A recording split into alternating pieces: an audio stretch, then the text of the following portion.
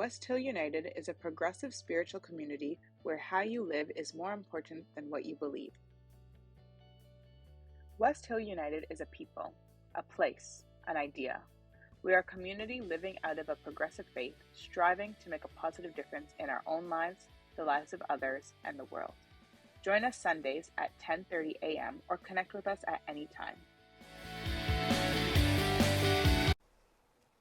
The first reading about the author, first of all. This is a meditation by Howard Thurman, a civil rights leader and humanist theologian who was a mentor to Dr. King and who traveled to India and met with and befriended Mahatma Gandhi. There is much that has been written and even more that has been said about the will to live. In life in general, human life in particular. It is described as a quality inherent in life, an instinct with uncanny power to seek that which feeds and sustains it, however precariously. It is a wide and deep urgency with what seems to be a consciousness all its own. You have seen trees growing out of sheer rock, or roots finding no soil below, or being unable to penetrate the rocky substance of the earth, spread themselves, fan-shaped, on the surface, sending their tendrils into every crevice and cranny where hidden moisture and soil fragments accumulate. You have seen human beings with their bodies reduced to mere skeletons and all the vestiges of health wiped out. Yet for interminable periods they continue breathing, as if to breathe were life. Sometimes this will to live takes other forms. Suddenly faced with some terrible moment of devastation, all the lights of the mind are turned. One blacks out. It is like coasting a car. The motor is turned off, but it continues to move because of accumulative momentum. Sometimes we escape into pain when not to escape seems to us to spell destruction. Again, we will operate in reverse. The will operates in reverse. We escape into health. There is a real illness with which we cannot cope without disintegration. And we take refuge in the pose of health, which, viewed from within, is not a fiction, but a fact of experience. In the history of religious experience, doctrines of immortality are expressions of this will to live. They are not counsels of despair, but deep affirmations of the core of life, declaring that life is continuous and timeless. What a tremendous boon of the human spirit. The will to live says that life is, and it is not predicated upon any other factors. While life cannot be thought of as pure existence, yet it seems always to be more than that through which it expresses itself. I am deeply thankful for the will to live.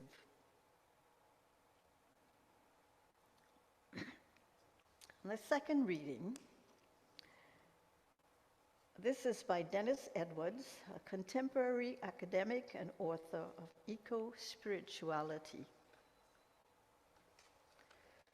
We human beings are also, in our own way, remnants of a fireball. Along with all the other creatures of Earth, we have a heritage that goes back to the Big Bang about 14 billion years ago. Hydrogen is a fundamental element in the structure of the cells of all living things. And when combined with oxygen, it forms the water that fosters and sustains life. We are inescapable inescapably constituted by the continually depend on the hydrogen that is born in the events of the early universe. The history of the universe is our history. In this real sense, we are children of the early universe. The human community on Earth and all the other species of our planet sprang from the primordial fireball. It carried within itself the potentiality for the universe to see around us. It contained within itself the possibility of all that would ever emerge, including the Milky Way, our solar system, Earth, and all its diverse creatures, human beings, along with all the other creatures in life community of Earth, are the unfolding of the potential already contained within the great primordial blaze of energy, offered as wisdom for the journey. May we walk in its light. At this time, Nic will move us into deeper into the reflection on the theme.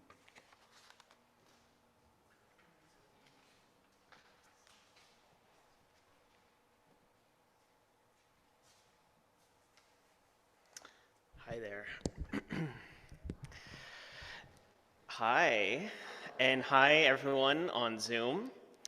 My name's Nic, and I just want to say I'm really honored to have been invited and to have the opportunity to speak with everyone today. It's really my pleasure. And so we're going to start with the focus moment. I took a meditation, which is an old practice in the Buddhist tradition, called the Four Elements meditation. And it's a way of looking at our life in connection with the earth and connection with nature, and how we can focus on that interdependence that was mentioned by Scott. So let's first start with a bit of a drop-in with some breathing and get a little comfortable. So, and I'm new to leading meditation, so we're all doing this together. So we'll take a few deep breaths. So let's start with a deep breath. In through the nose.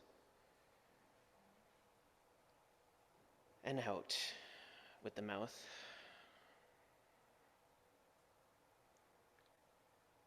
In again with the nose.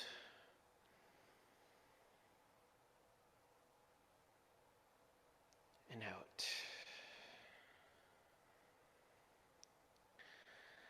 You may, if you want, bring awareness to your body, noticing the points of your body that are in contact with your chair or your seat or wherever you're seated. And just to notice whatever's present right now, and you don't have to do anything at all. Whatever you want, you can do. And if there's any thoughts or feelings present, to be aware of them if you'd like. Or maybe any physical sensations.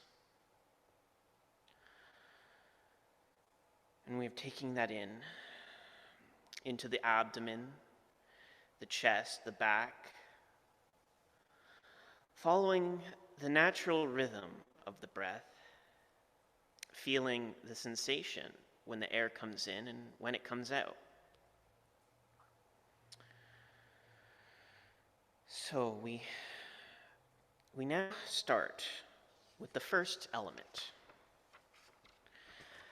The first element is earth. We can start by recognizing the earth element in the body.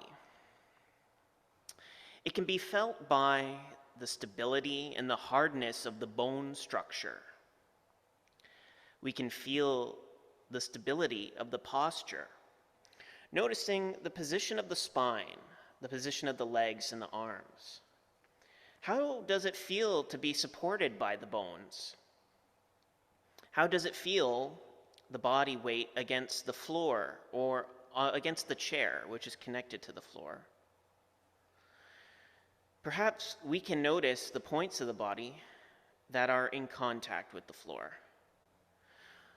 Notice how the whole body, connected to the floor, then goes down and is connected to the earth. We can reflect how the earth element in the body is connected with the whole earth through the chair, spreading all the way to the oceans of the planet. It's all one connection. The next element is fire. We can also experience the fire element by the vitality that runs in the body, that is alive in each of the cells. That's in the aliveness of the cell. Perhaps we can notice it by the subtle vibration of the hands or the feet, or by sensing the temperature of the body, noticing the parts of us that feel warmth, perhaps the abdomen or the chest, perhaps the face. Allow yourself to take time to feel the warmth inside you. That warmth is coming directly from the sun that warms the entire earth. It keeps us alive. It's been transferred to you by the plants through the food that you eat. The plants draw from the sun, that's their food, and the plants become our food. The energy that keeps us alive is closely connected to that which keeps other things alive in the entire universe, essentially. Now we're going to transition to the air element, taking the time to notice where in the body it's possible to perceive the breathing. Perhaps at the level of the nose, feeling the part of the nose that the air touches. When the air comes in and when the air comes out. Or at the level of the chest, feeling how it expands, how it goes up and down, and how the abdomen expands or retracts, the wall of the abdomen, with the inhalation and the exhalation. Allowing the attention to wander around any area where you can feel the breath. While your attention rests in breathing, you can contemplate that the oxygen that we are taking in is provided by the plants, and in return, we share with them the carbon dioxide that they need. We're giving to each other. And not only that, this air that we are moving through our body is shared by all breathing creatures. We all share the same air. The final element now is the water. All lives depend on water. It's what provides cohesion to the body. It's what keeps us hydrated and fluid. Thanks to water, our cells can move and function. Water keeps them together too. Water helps the blood cells to flow through the body, supports the entire digestive system, and also keeps our joints lubricated.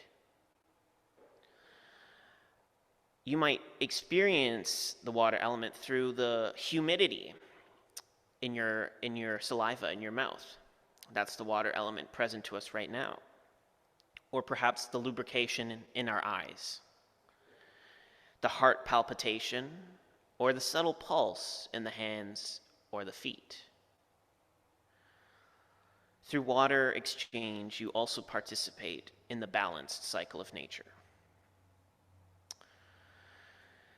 So now, allowing your attention to wander on all these sensations, we begin to open our eyes again.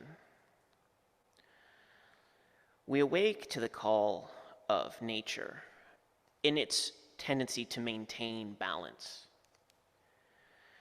And we conclude this meditation by moving our attention now to the sounds around us, slowly allowing the light in our eyes to come out, and allowing the body to make any necessary movement.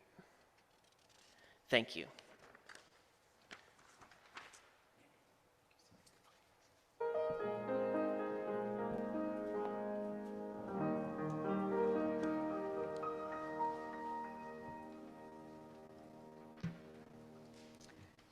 Nic da Silva is a non-binary psychotherapy and spiritual care student at Emmanuel College at the University of Toronto. Nic is a former Roman Catholic and spent 1 year in the Catholic seminary. They are now a member of the Unitarian Universalist community and identify as post-Christian and spiritually fluid. Some of their main interests of work is in religious trauma, transformative joy, internal family systems therapy, and the spirituality of hip-hop. Now, here is Nic. Welcome.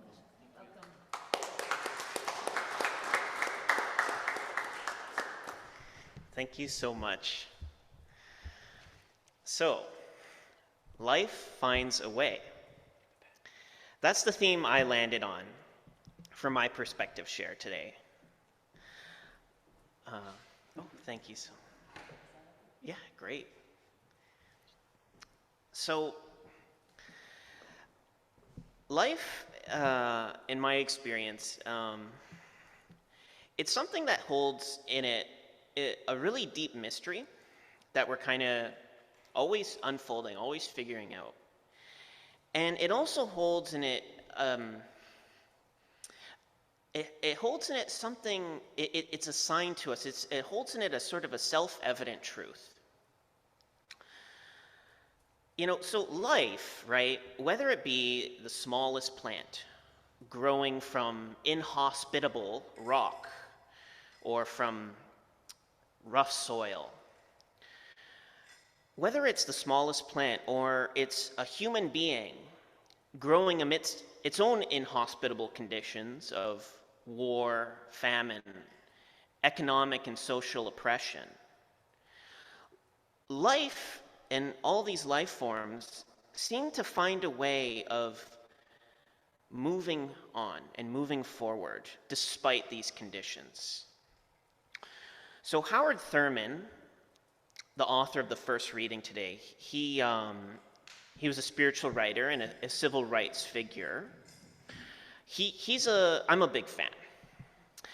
So Thurman, on top of being just a really amazing, philosophical mind, and a civil rights activist who really laid the foundation for a lot of liberation theology. He also, what I like about Thurman is that he struck me as a profoundly happy person. And he treated others with a lot of really amazing kindness. In all his lectures that he recorded and interviews and all the talks he gave and in his writing, I never saw Thurman say a bad word about anyone. And he was dealing with police officers who were actively suppressing civil rights. And yet, whenever he would speak about the oppression that he was encountering, he always described the people and their thoughts and actions in a way that was just, it was just a very fair and really dignified, really humane way of talking about anyone, regardless of what they were doing. And he never shied away from the facts of what was going on at the time, of the real harm that was being done. But he never seemed to feel the need to put down and darken the nature of another human being in order to lift up the inviolable dignity of others. So the reason I chose Thurman's writing for my perspective share today is because that kindness and that peace that was lived out in him and others amidst that oppression and amidst the hard times that they were going through that inhospitable soil of state violence, of the barking dogs and the fire hoses and the people that were killed by the police, and by the violence of that community. Despite all that, and the fear and the anxiety that was setting into the culture,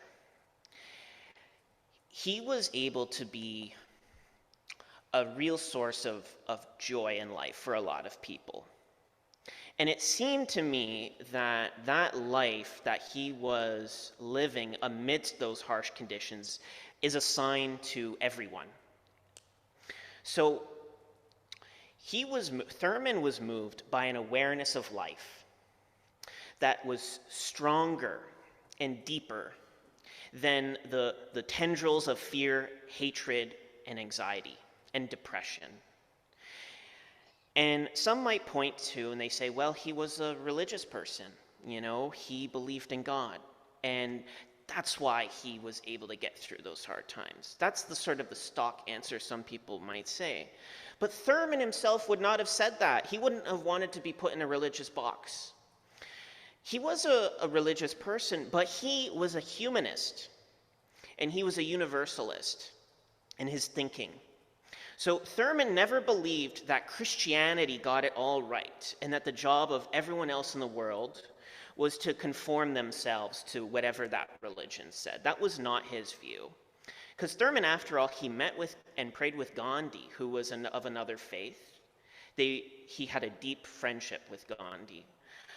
And Thurman, in some of his interviews, went on record saying that actually some of the creeds of a religion, and Christianity in particular, were actually always a little out of date and had to play catch up with the depth of human experience. That was the driving force for Thurman. It was human experience. So Thurman's view was that every human being already possesses within them the capacity to tap into the latent love and vitality that is already here in this life. And that by tapping into that which we are already a part of, we can come alive like no one else. You and I can come alive like no other person can. We can bloom like a flower with our own unique color, our own beauty, our own glory. And this was totally self-evident to Thurman. In the entire logic and the rhythm of life, it was right there. So he would talk about how when he would place a plant on the windowsill, the plant would bend towards the light of the sun as it was coming in. I mean, that's so fascinating. That's so amazing. The entire animal kingdom, the entire atomic structure that we are a part of, it's all held together in a complementary state of mutual interdependence. We're all in it together. We're all holding each other, just like we take from the oxygen of the trees and we give them carbon dioxide. And that's what sustains us. It's cooperation. It's an ecosystem. And so Dennis Edwards, the author of the second reading, he says that our history, human history, that's the history of the entire cosmos. We are the children of the Big Bang. That's our history, just like the 20th century was our history, just like any other time was our history. The Big Bang was our history too. So there's a logic to life, to this life, and there's a rhythm that sustains it. So historically, it seems that religious experience has always been about trying to tap into that inner rhythm. But it doesn't need to be limited to religion. What we're really doing through spirituality, through experience, through religion or philosophy, or whatever we're pursuing in our own lives, what we're doing in a way is centering ourselves and journeying into that which is at the heart and at the ground of our being. That which is at the source of the will to life. It's the source of our life. And in my opinion, we find the heart of our being in that mutual interdependence, right? And just as we feed from, just as a plant feeds from the rain, the soil, and the sun, we feed from community, from loving, nurturing relationship, and from all the things that we enjoy in life. So I remember, I'm going to say a story. I remember speaking to a chaplain who worked in the prison system. And they told me of one male inmate who was to spend the rest of his life in prison and is currently doing that right now. This man, who had been in prison already been there for a long time, had been someone who had grown a lot in his time in prison. And he had become a sort of a source of wisdom and support for a lot of inmates there. And he worked closely with this chaplaincy. And the chaplain told me that what that man said, he will always remember. The man, one time they were all gathered at the table, and that inmate said to him, "Every day we have to lead with our hearts out." For this prisoner, he was able to face incarcerated life and his whole life head on. He was able to take that head on by leading with his heart out. This was for him his spirituality. That's the action that sustained him in the inhospitable conditions of the prison system. And while we hope that others don't have to grow in such harsh conditions, yet life finds a way. The situation in our politics is also not easy. We've just heard about the Ford government and the use of the notwithstanding clause to violate the Charter of Rights and deny collective bargaining to our education workers. And in the United States, there's going to be a coming midterm election on Tuesday, and by all accounts, it seems that the Republicans are going to take control of the House and the Senate. This is going to cause a lot of harm, in my opinion, for a lot of people and a lot of vulnerable people. And so, how do we respond to these things in life? How do we say to that life finds a way? You know, that's for everyone to kind of figure out. But, you know, what I've been kind of thinking is our triumphing in life, that coming alive in life, that victory in life, it's never been dependent on whether the right government is in power or if the government is making decisions that reflect everyone in our society, not just the few. Our triumphing in life, the triumph of life itself and of human life, it can't be dependent on these things. The triumph of life happens in the face of these things. It happens in the face of violence, in the face of misguided ideology, not in its absence. We don't wait for things to get good to then come alive. We come alive despite that.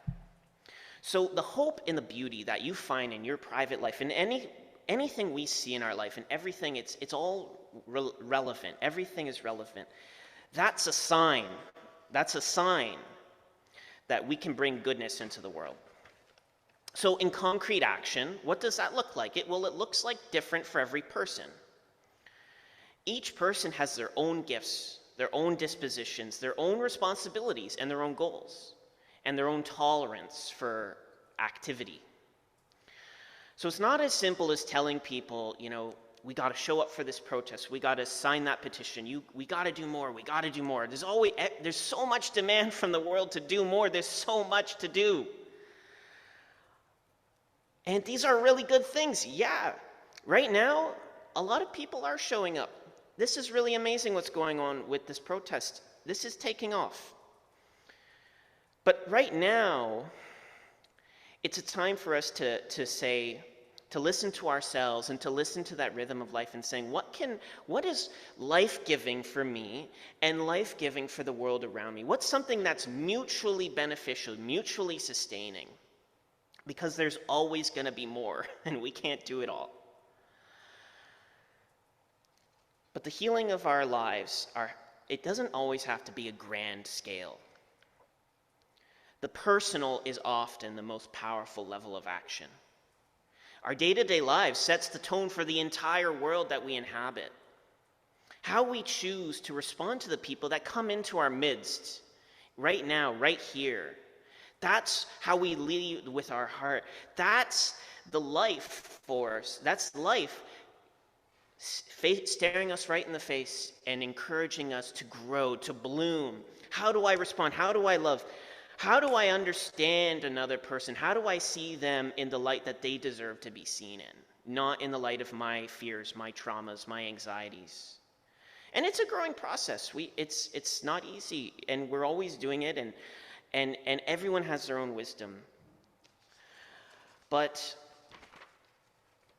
that's life. Life, that's the vitalness of life. That's the complexity and the messiness of life. But that's what we got, and it's a lot. It's really something, and it gets better. For my own struggles with mental health, with depression and other things. Life has found a way, and I'm working with it, and I'm seeing some joy come in. So, just to finish off now, and Howard Thurman, that reading that I took it from, the book was called Deep is the Hunger.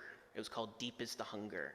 And for Thurman, that hunger for life, that deep hunger for life, was what helped us come alive in our fullest. So what are you hungry for? And not just on a social level, but deep within you as a person. What is your being telling you through your mind, through your body, through your conscience, through your desires, your dreams? What rock doesn't feel unturned? What business doesn't quite feel finished or settled yet? Where is your innate wisdom guiding you? And what do I want? What do you and I want really? These were really big questions for Thurman, and that was the genesis, the spark of life that raised us up. And so together, let's find how life will find a way in us. Thank you.